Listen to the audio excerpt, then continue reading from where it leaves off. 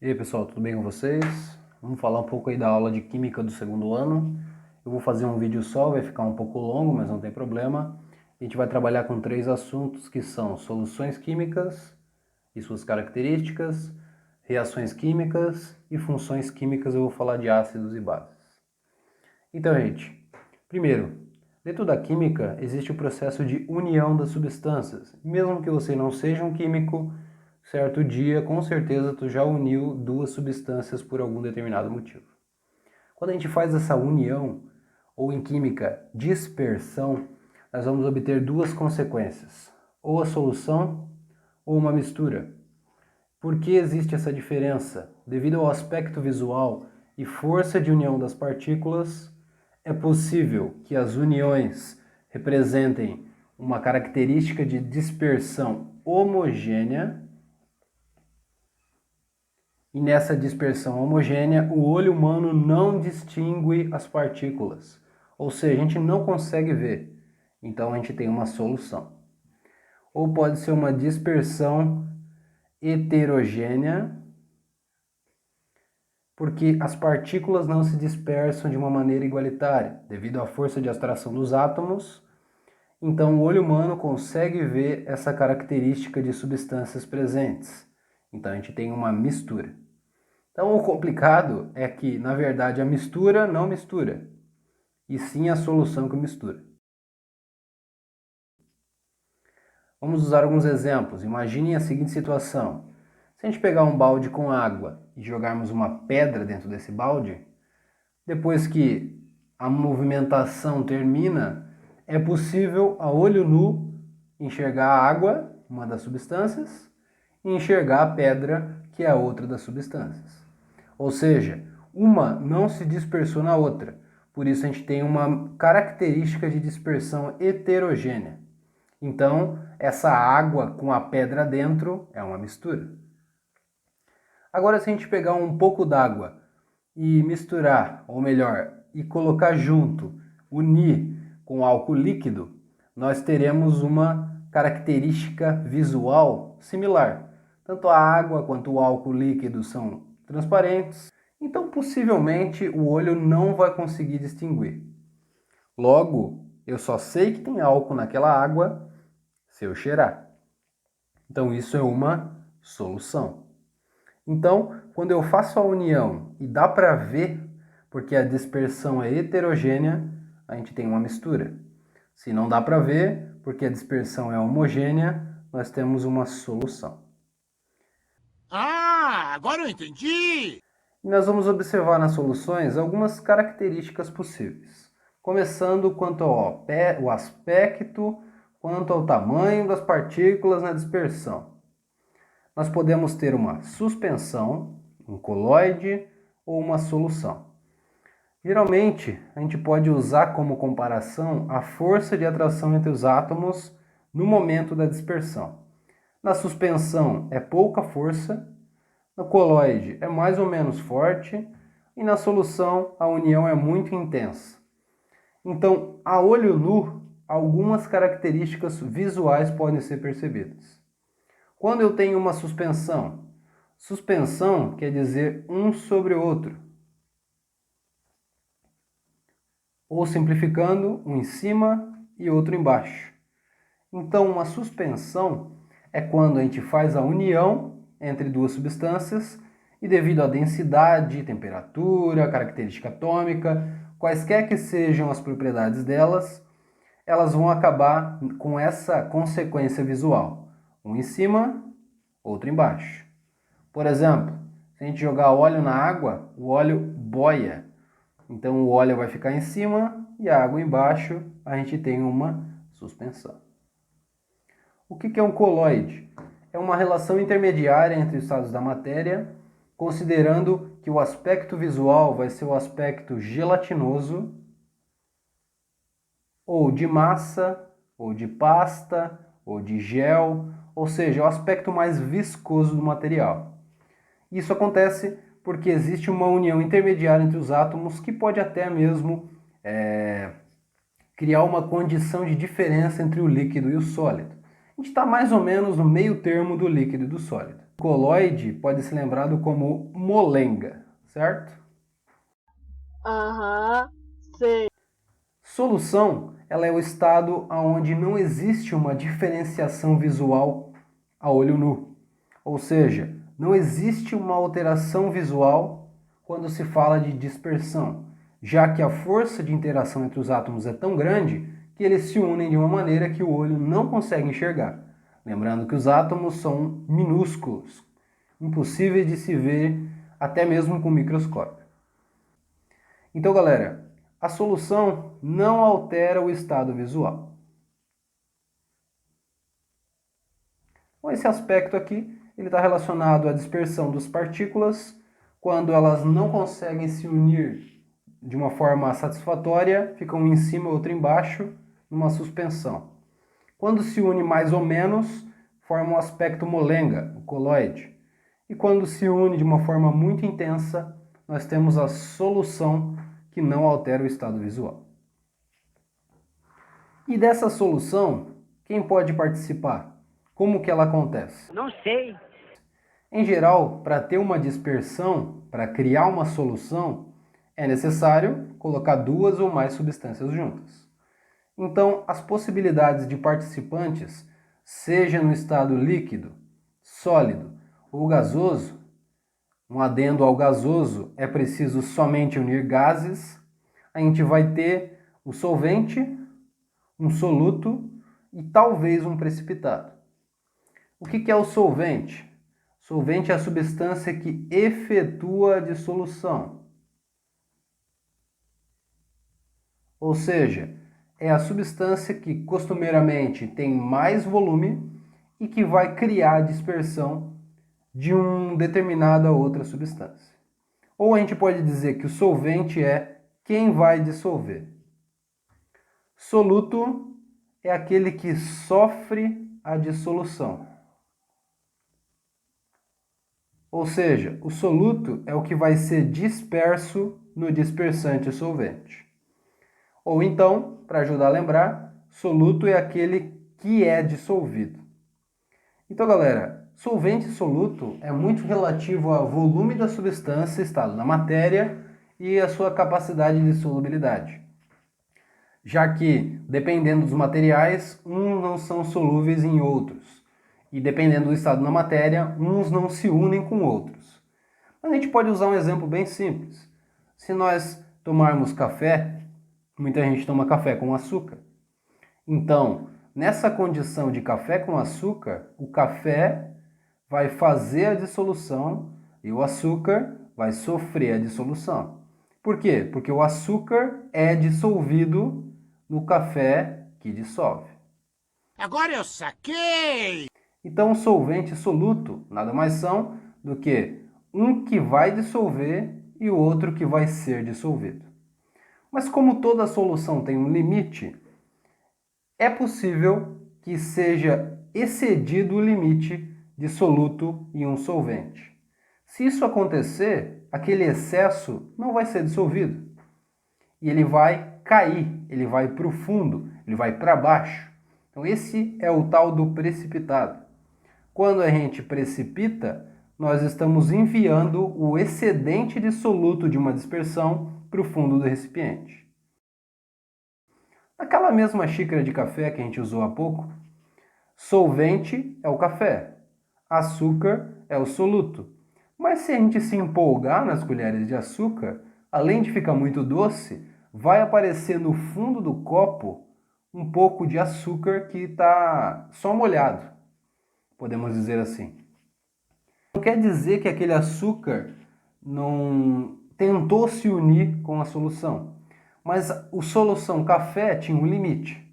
E como aquele açúcar ultrapassou o limite da solução, ele simplesmente vai para baixo e não é dissolvido. Então o precipitado é a substância que não foi dissolvido na nossa solução. Agora todas as peças se encaixaram! Então, galera, participantes, solvente, soluto, quem dissolve, quem é dissolvido. Precipitado, se ultrapassou o limite, é aquele que não foi dissolvido. A última condição vai falar sobre a classificação das soluções a partir do soluto e solvente. São a saturada, a insaturada e a supersaturada. Saturado quer dizer de saco cheio. Estou no meu limite. Cheguei no máximo que eu poderia suportar. Então, uma solução saturada é aquela que atingiu o máximo da sua solubilidade. Ou seja, ela está de saco cheio, ela não aguenta mais. A insaturada é o contrário, é aquela que não atingiu o máximo da solubilidade. Ou seja, ela não chegou no seu limite, ela ainda consegue dissolver determinada quantidade de soluto. Importante, gente, diferenciar o espaço entre os dois. Enquanto está dissolvendo, a solução é insaturada. Quando ela deixou de dissolver, ou seja, quando ela chegou no seu limite, ela saturou. E geralmente nós sabemos que ela saturou porque vai ter o precipitado. A última, a supersaturada, é uma condição específica que vai estar relacionado com temperatura e pressão. Se em determinadas substâncias nós aquecermos o material ou movimentarmos a pressão, mais ou menos pressão, eles vão criar uma capacidade maior de dissolução. Ou seja, dependendo do material, ele pode dissolver mais do que naturalmente ele dissolveria. Por exemplo, se aquecermos a água, ela consegue dissolver mais do que quando ela está no estado ambiente. Ou seja, uma solução de água fria que está saturada pode ficar supersaturada se a gente aquecer ela e desaparecer com o precipitado. Então, uma supersaturada é aquela que ultrapassou o seu limite, mas isso só acontece se a gente mexer na temperatura ou pressão. Então, galera, essa é a primeira parte. Vamos para a segunda, que vai falar agora sobre reações químicas. O que é uma reação? Diferente das soluções, agora a gente vai quebrar as substâncias em determinadas situações. Lembrando, quem estudou lá no primeiro ano que talvez não lembre, uma reação química só acontece devido à não estabilidade das partículas. Ou seja, os átomos querem ficar estáveis. Por isso eles trocam, emprestam ou compartilham os elétrons. Em geral, uma reação química costuma acontecer devido a essa movimentação dos elétrons. Então, na busca pela estabilidade, as substâncias vão se encontrar, vão transferir elétrons, talvez vão se desconstruir e talvez vão reconstruir outras substâncias. Então, uma reação química nada mais é do que a modificação das substâncias e suas estruturas atômicas a partir de uma movimentação pela estabilidade. Eu não entendi o que ele falou. Então, galera, o Lavoisier foi o desocupado que criou mais ou menos o princípio dessa teoria. E segundo a regra de Lavoisier, a transformação na natureza é descrita pela mudança da matéria a partir dessa desconstrução e reconstrução. Segundo Lavoisier, nada na natureza se cria, nada se perde, tudo se transforma. Então essa transformação é derivada da modificação das estruturas pela necessidade eletrônica. Segundo o próprio Lavoisier, em um sistema fechado, a gente cria a tal da lei de conservação de massa, aonde uma determinada substância, junto com outra determinada substância, mesmo que elas reajam entre si, elas vão manter, na consequência da reação, o mesmo peso. Ou seja, dentro de uma reação química, mesmo que exista uma dispersão de energia, a massa relativa, se possível de ser medida, vai ter o mesmo peso. E como é que o Lavoisier comprovou isso? Com algumas experiências. Como é que a gente vai comprovar? Com uma fórmula. Então a gente vai observar aqui uma reação química bem simples e vamos comprovar a teoria do Lavoisier. E nessa reação é importante que vocês lembrem que existem dois participantes. Então vamos usar uma reação bem clássica aqui, uma reação de um ácido clorídrico, e uma base, o hidróxido de sódio. Na química, sempre que unimos ácidos e bases, a reação química vai ter como consequência isso aqui, para quem não lembra, é água, e isso aqui, que é o cloreto de sódio, um sal. Então, galera, vamos contestar a nossa teoria de Lavoisier. Primeiro, sobre os participantes. O segredo está na setinha. A setinha vai dizer para mim o momento da reação. Antes da setinha, tem aqueles que provocam a reação. A gente chama de reagentes. Nesse caso, a soda cáustica, o hidróxido de sódio e o ácido clorídrico. Do outro lado, a gente tem a consequência da reação, nós chamamos de produto. Nesse caso, a água e o sal. Então, galera, vamos contestar a teoria de Lavoisier fazendo uma breve contagem. Para quem não lembra, lá do primeiro ano, em uma fórmula química, se não aparece um valor numérico, ele é descrito como 1.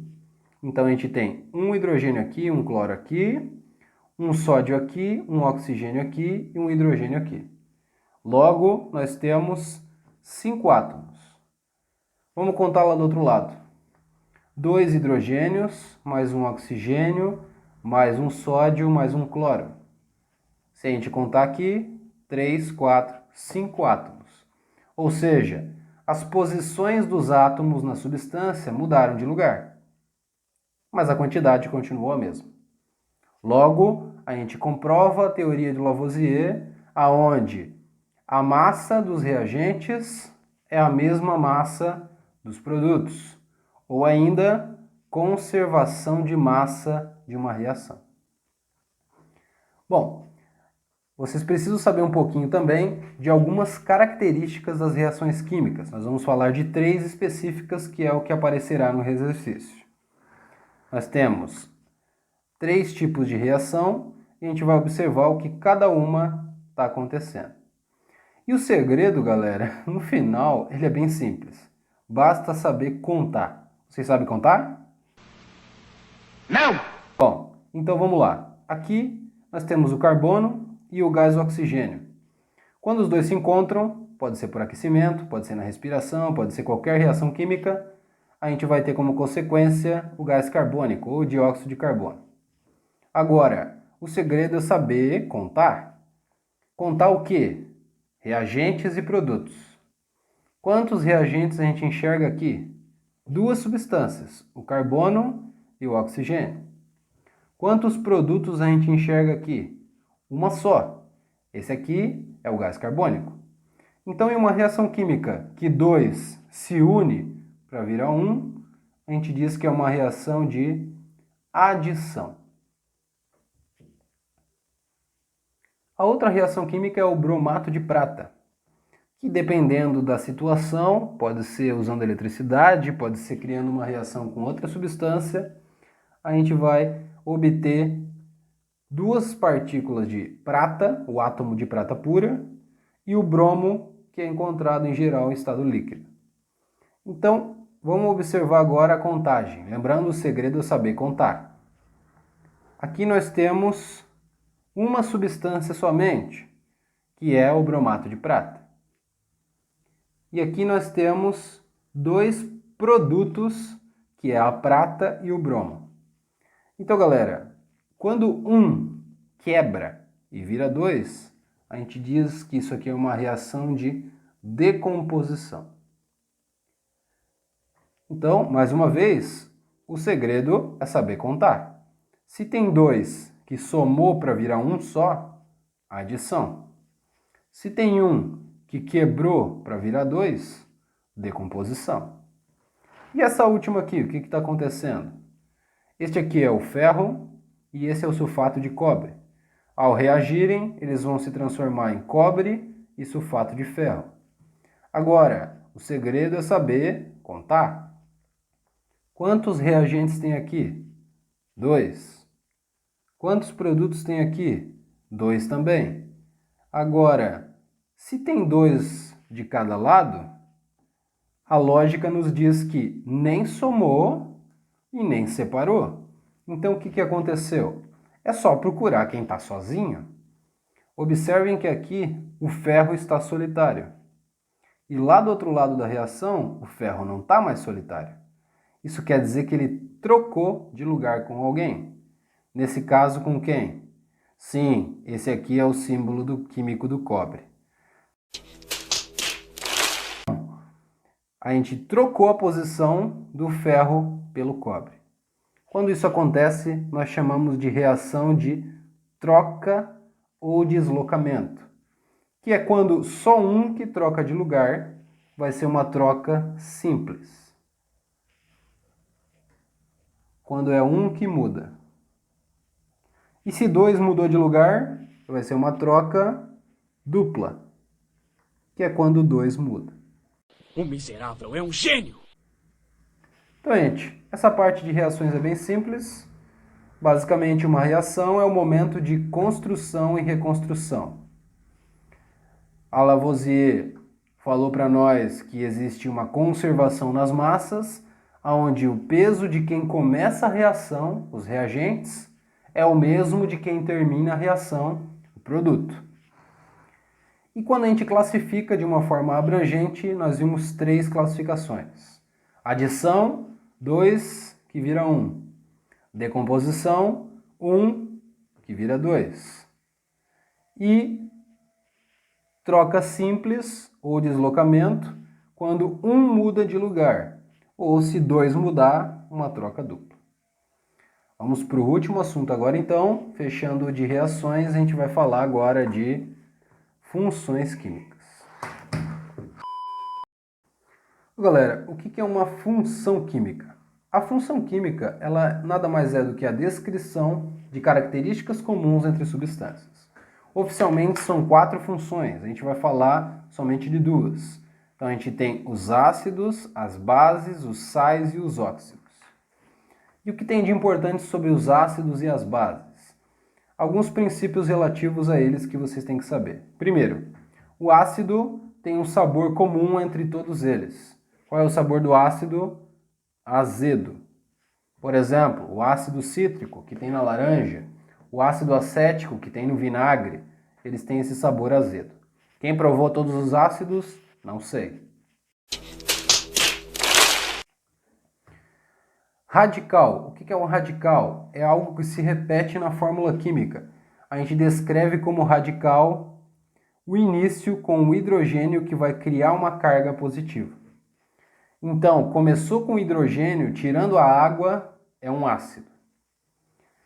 E o que é mais importante em relação a esse radical? É ele que vai determinar quantos hidrogênios são capazes de criar o íon a partir da transferência. A gente chama de hidrogênios ionizáveis.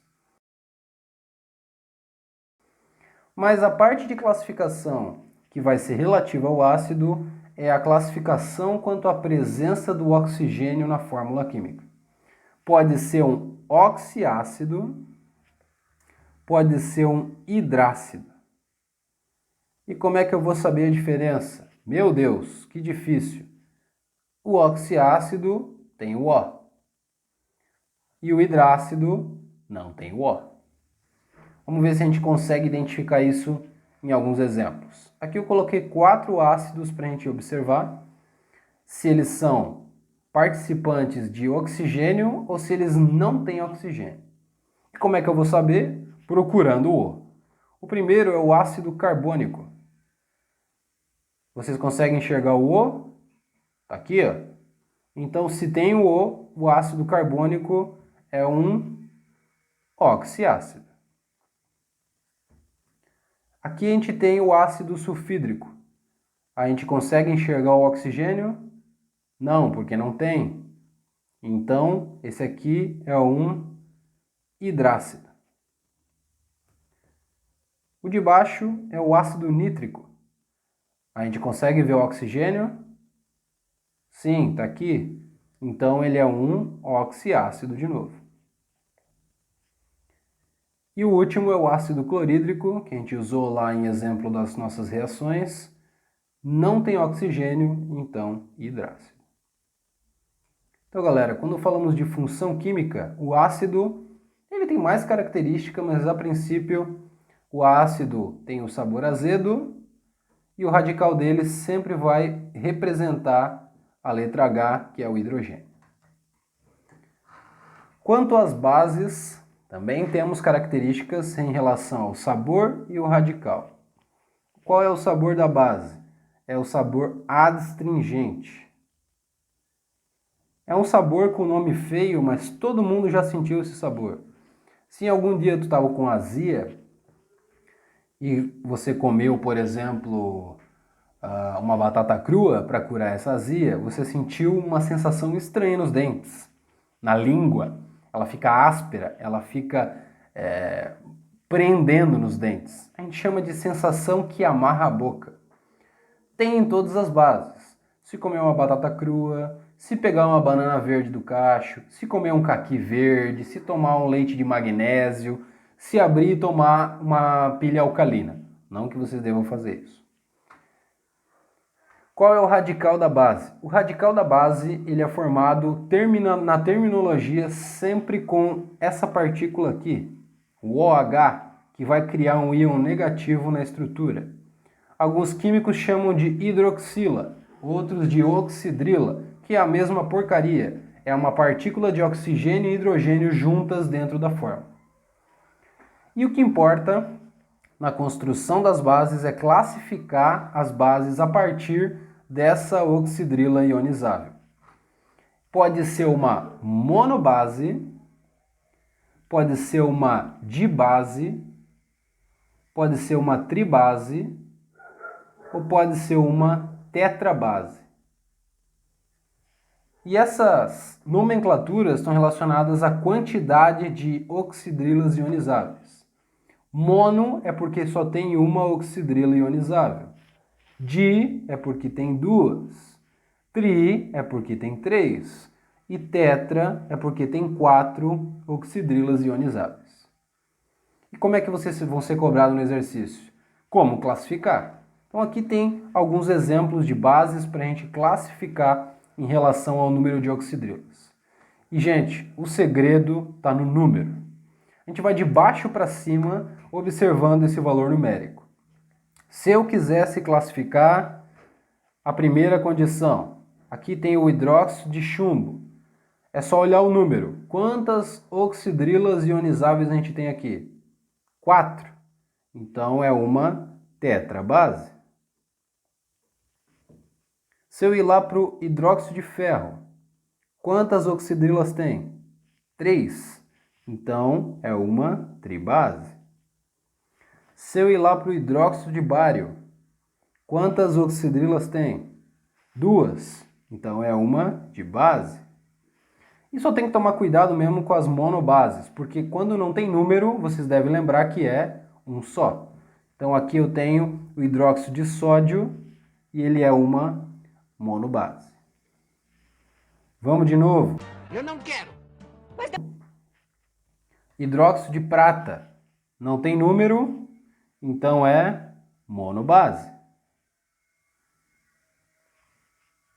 Hidróxido de alumínio.